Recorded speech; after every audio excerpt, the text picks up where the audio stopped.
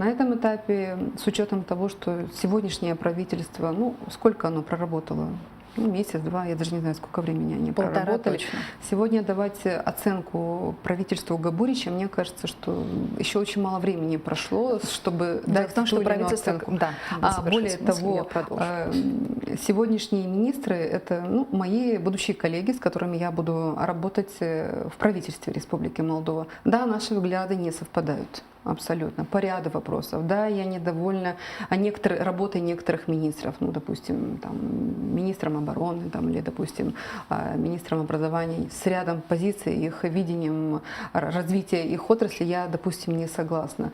Но сегодня задача заключается в том, чтобы реализовать те или иные проекты на территории автономии и без поддержки, без диалога с центральной властью реализовать эти проекты просто-напросто не получится.